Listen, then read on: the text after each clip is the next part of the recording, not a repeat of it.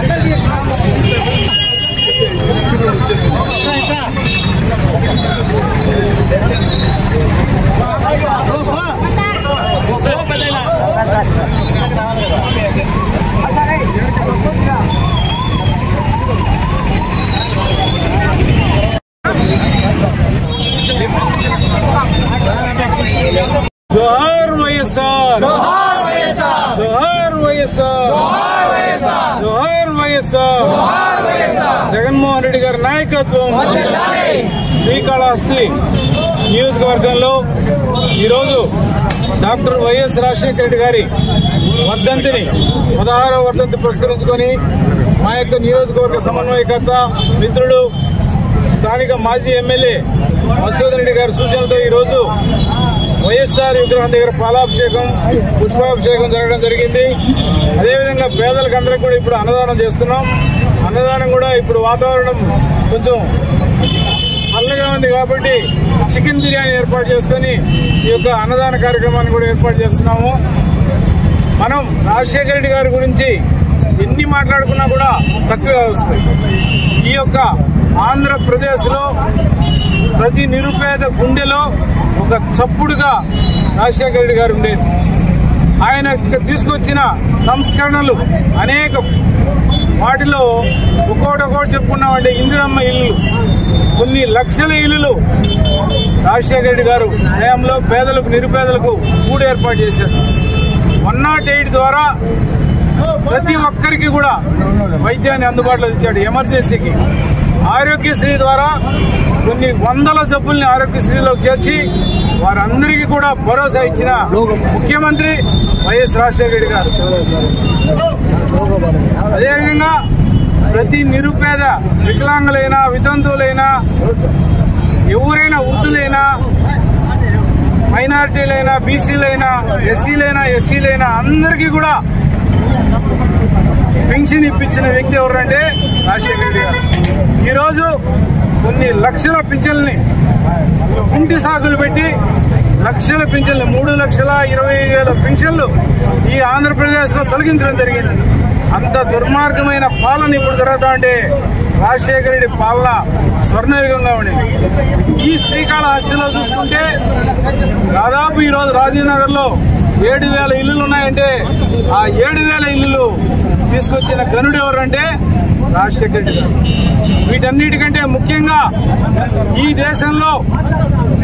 దేశంలో కేవలం హిందువులే కాదు, ముస్లింలు, క్రిస్టియన్లు, సిక్కులు, జైనులు అందరూ ఉన్నారు. వారందరూ కూడా బాగుండాలని చెప్పి ఈ ఆంధ్రప్రదేశ్ లో మొట్టమొదటిసారిగా ముస్లింలకి 4% రిజర్వేషన్ తెచ్చింది కూడా వైఎస్ రాజశేఖర రెడ్డి గారు. ఈరోజు ఆ విధంగా రిజర్వేషన్ కాబట్టి కొన్ని వేల మంది బిడ్డలు, ముస్లిం బిడ్డలు డాక్టర్లు అవుతున్నారు, ఇంజనీర్లు అవుతున్నారు, లాయర్లు అవుతున్నారు, ప్రొఫెసర్లు అవుతున్నారు. లేకుంటే ముస్లిం బిడ్డలు బీడీ కార్మికులుగానే నిలిచిపోయింటారు, లేదంటే తోపుడు పనులకే నిలిచిపోయింటారు. కానీ ఈరోజు ఆ పరిస్థితి కాదు. రాజశేఖర రెడ్డి గారు ప్రతి గుండెలో కూడా ఒక సుస్థిరమైన స్థానం పొందాడు. అటువంటి మహనీయుడి యొక్క వర్ధంతిని ఈరోజు మనం